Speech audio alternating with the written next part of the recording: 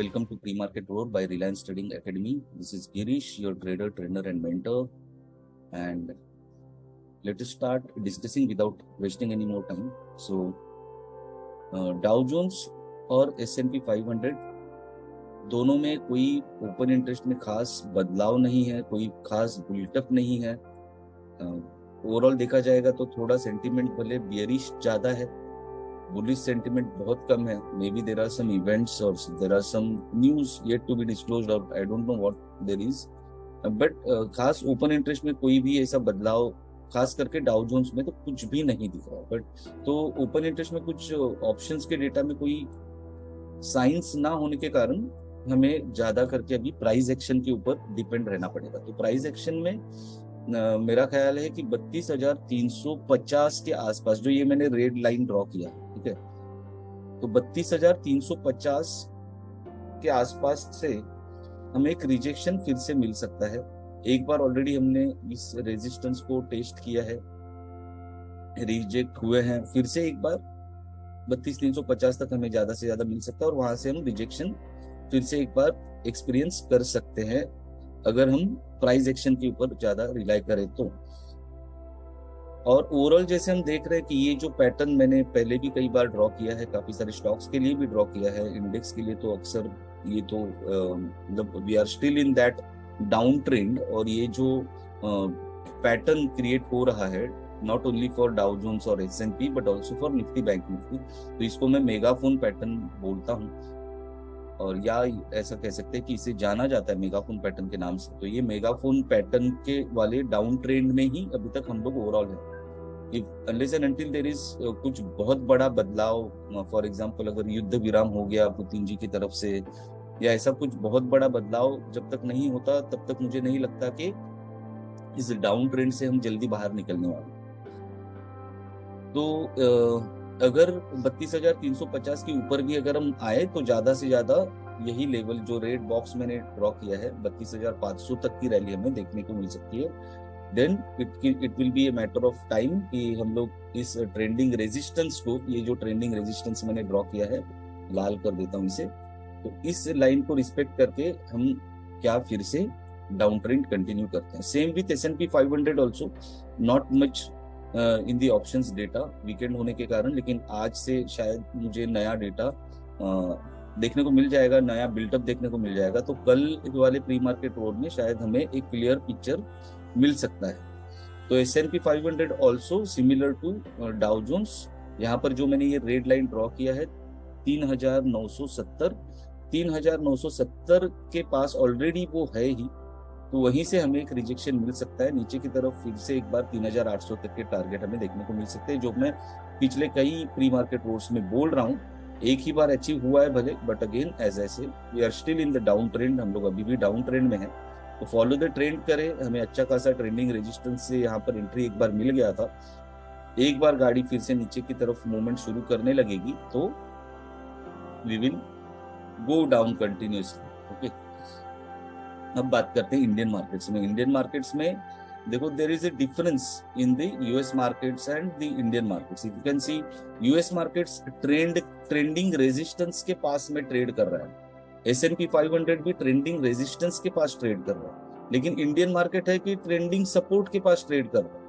तो ये जो डिफरेंस बन गया है यूएस मार्केट्स में इंडियन मार्केट्स में, आइदर अमेरिकन मार्केट्स को नीचे आना पड़ेगा सपोर्ट के पास, या फिर इंडियन मार्केट को ऊपर जाना पड़ेगा रेजिस्टेंस के पास।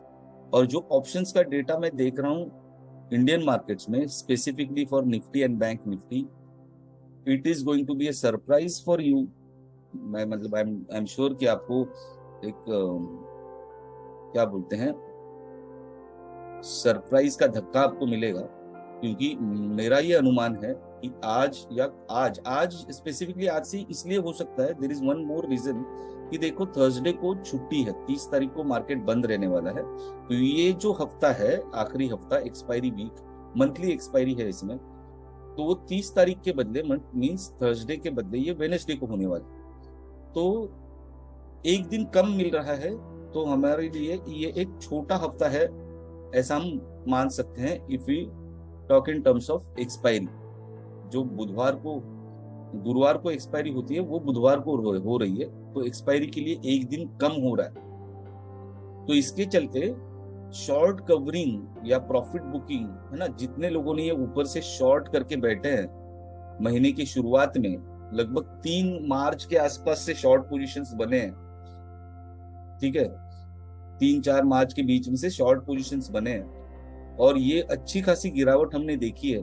ट्रेंडिंग सपोर्ट से बाउंस किया है, एक नहीं 2 बार, और अब मुझे ऐसा लगता है कि यहाँ से प्रॉफिट बुकिंग शुरू होगी, शॉर्ट कवरिंग शुरू होगी, और ये शॉर्ट कवरिंग हमें एक बहुत अच्छी बुलिश रैली देखने को हमें दे सकती है, ऐसा मेरा अनुमान है और पूरा विश्वास भी है। इस बार मैं थोड़ा बहुत ज्यादा कॉन्फिडेंट हूँ, ठीक है। उसके उसके अगर रीजंस आपको जानने हैं तो आपको मेरा कोर्स करना पड़ेगा। तो ये मुझे ऐसा लग रहा है कि निफ्टी खास करके 16,900 950, देखो थोड़ा सा एक बार क्या बोलते हैं ना, स्टॉप लॉस हिट कराने के लिए, लोगों के मन में पैनिक क्रिएट करने के लिए, ताकि और ज्यादा रिटेलर सेल करे कि मार्केट गिर रहा है बोल के सेल करे। तो ज्यादा से ज्यादा अगर नीचे जाएगा तो नीचे की तरफ क्या लेवल्स मैंने निफ्टी के लिए मार्क किए हैं, 16,870, 16,840, 16,800 और 16,750। तो ये 750 जो है, इसको मैं आपके सामने ही डिलीट कर रहा हूँ, क्योंकि there is very less probability that the market will go down that much, at least in this week. इस हफ्ते की बात कर रहा हूँ, ठीक है। तो 16,800 तक मैक्सिमम जा सकते हैं हम लोग, उसके नीचे मुझे नहीं लगता जाएगा। In fact to be very honest, मुझे ऐसा भी नहीं लगता कि हम लोग 16,950 के नीचे ज्यादा टाइम सस्टेन करेंगे। तो आज मार्केट खुलने के बाद अगर हमें एक बाउंस, या हमें अगर जहां कहीं से भी अगर 16,900 950 के बीच में से भी अगर हमें एक बुलिश रिवर्सल दिखता है, या फिर कंटिन्यू होके इन तीनों में से कोई लेवल्स के पास से अगर हमें बुलिश रिवर्सल दिखता है, तो सबसे पहले तो जो भी शॉर्ट पोजीशंस होंगे उसको मैं काटना पसंद करूंगा। I will close my short positions if I had any, जो मेरा कोई शॉर्ट पोजीशन अभी है नहीं, अगर होता तो मैं जरूर क्लोज कर देता। और यहाँ से जब मुझे बुलिश रिवर्सल के साइंस दिखेंगे, मैं एक लॉन्ग पोजीशन यहाँ से बिल्ड करूंगा, और मैं अगर स्टॉक्स में ट्रेड कर रहा हूँ या फिर अगर निफ्टी बैंक निफ्टी में भी ट्रेड कर रहा हूँ, तो मैं नेक्स्ट एक्सपायरी सिलेक्ट करूंगा। स्टॉक्स में अगर ट्रेड करूंगा तो मैं अप्रैल की एक्सपायरी सिलेक्ट करूंगा, क्योंकि यहाँ से जो मेरा अनुमान है, निफ्टी के लिए कम से कम हम लोग 17,400 से लेके 500 तक का रैली देख सकते हैं इस हफ्ते से लेके अगले हफ्ते तक का, ठीक है। और अगर ये जो अनफिल्ड गैप है, ये अगर फिल करने की कोशिश की, तो हमें एक 17,500 से लेके 17,550 या 600 तक की भी रैली हमें निफ्टी में देखने को मिल सकती है। इसका बहुत ज्यादा प्रोबेबिलिटी है, मैं गलत भी हो सकता हूँ, मैं ये कोई रिकमेंडेशन नहीं दे रहा हूँ बाय करने के लिए, ओके। तो एक you can just let us just test it, है ना, एक बार देख लेते हैं कि क्या होता है। जो मैंने ऑप्शंस का डेटा पढ़ा है उस हिसाब से ये होने की पूरी संभावना मुझे लग रही। Similarly when it comes to bank Nifty, there is one unfilled gap, यहाँ पर एक अनफिल्ड गैप है 40,850 से लेकर 41,200, ठीक है ना। तो 41,000 से 41,200 ऐसा कह सकते हैं हम लोग। ये जो अनफिल्ड गैप है, यहाँ तक हमें एक रैली मिल सकती है, लेकिन नीचे की तरफ से हमें जस्ट मार्केट ओपन होने के बाद में थोड़ा सा रुकना पड़ेगा, देखना पड़ेगा कि क्या करना है, क्या बिल्डअप हो रहा है। नीचे की तरफ ये लेवल्स है 39,130, 39,075 और मैक्सिमम 39,000।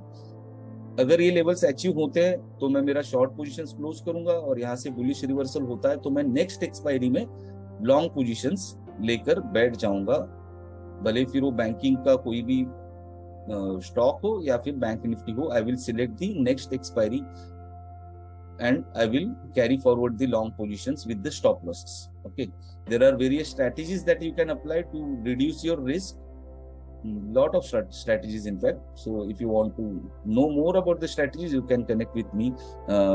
जो भी नंबर मैंने दिया हुआ है, at the end also you will get the number. So bank Nifty में भी ऊपर की तरफ ये लेवल्स हमें अगले हफ्ते तक अचीव हो सकते हैं। आज के लिए अगर बात करेंगे तो 39,800 से लेके 40,000 तक के हमें एक रैली, आज अगर प्रॉफिट बुकिंग शुरू हुआ तो आज से ही हमें ये रैली देखने को मिल सकती है। स्टॉक स्पेसिफिक बात करूंगा, फिर से एक बार शॉर्ट कवरिंग वाला ही मौका है। लॉन्ग बिल्टअप नहीं हो सकता, मतलब नहीं कहूंगा मैं इसको, एक शॉर्ट कवरिंग वाला ही रैली हमें देखने को मिल सकता है। बट यहाँ पर भी एक रिस्क रिवॉर्ड रेशियो बहुत अच्छा है, फेवरेबल है, इसके लिए मैं इसे शेयर कर रहा हूँ कि रिलायंस इंडस्ट्रीज में भी देखो आप, मार्च के पहले हफ्ते से ही बहुत तगड़ा इसमें सेलिंग हुआ है। तो अभी फिलहाल 2200 का रिलायंस को सपोर्ट है, तो अगर 2200 के आसपास अगर हमें एंट्री मिलती है, विच इज क्वाइट पॉसिबल, क्योंकि क्लोजिंग प्राइस इसका 2203 ही है, तो मार्केट ओपन होने के बाद में, मैं ये कैश के लेवल्स बोल रहा हूँ, मैं फ्यूचर्स के लेवल्स नहीं बोल रहा हूँ। तो अगर आपको एंट्री करनी है तो कैश के लेवल देखकर आप फ्यूचर में एंट्री, मतलब मैं तो ऐसा ही करता हूँ कि मैं कैश में मेरा लेवल आने के बाद में एट दैट टाइम मैं फ्यूचर्स में या ऑप्शंस में जो भी ट्रेड करना है, ठीक है, तो मैं जो लेवल्स रेफर करता हूँ वो हमेशा कैश सेगमेंट वाले लेवल्स होते हैं। तो मैं 2200 के पास अगर एंट्री मिली तो मैं इसको बाय करूंगा, नेक्स्ट एक्सपायरी सिलेक्ट करूंगा। अगर मैं फ्यूचर्स में ट्रेड करूंगा तो मेरा 2170 के थोड़ा सा नीचे मेरा स्टॉप लॉस रहेगा, और कम से कम मेरा जो टारगेट है वो 2300 का होगा। अगर मैं 2300 का भी टारगेट रखता हूं तो मेरा रिस्क रिवॉर्ड रेशियो लगभग 1:4 का हो जा रहा है। और अगर मेरा नसीब अच्छा रहा, नसीब की बात नहीं करनी चाहिए because I rely more on analysis, but still के ये जो अनफिल्ड गैप है रिलायंस में, ठीक है, इस लेवल को हम लोग फिर से एक बार टेस्ट कर सकते हैं अगले महीने के, मतलब अप्रैल के फर्स्ट वीक तक, ठीक है, अप्रैल के फर्स्ट वीक तक we can see this bounce. और वहां से फिर बाद में देखेंगे ना, फिर अगर उसमें कंटिन्यू करना है डेटा तब देखेंगे डेटा क्या है। अगर डेटा फिर कंटिन्यूअसली बुलिश ही होते जा रहा है तो हम लोग लॉन्ग पोजीशन होल्ड करेंगे या फिर प्रॉफिट बुक करके शॉर्ट कर देंगे उसको, अगर डेटा रिवर्स हो गया तो, ठीक है। लेकिन फिलहाल मुझे ऐसा लग रहा है कि यार ये बहुत अच्छा रिस्क रिवॉर्ड रेशियो वाला ट्रेड बन रहा है अगले हफ्ते तक के लिए। कैरी फॉरवर्ड पोजीशन कैश में भी हम लोग कर सकते हैं अगर करना है तो फिलहाल आज के प्री मार्केट रोड में इतना ही। हम लोग कल फिर मिलेंगे pre market road with Reliance trading academy with your trainer and mentor Girish माने। Please don't forget to like, comment, share, and subscribe. If you want me to cover any of your stocks in the pre-market analysis, please don't hesitate to mention that in the comments. Thank you very much. See you again tomorrow. Trade safe, trade with stop losses. Take care. Bye bye.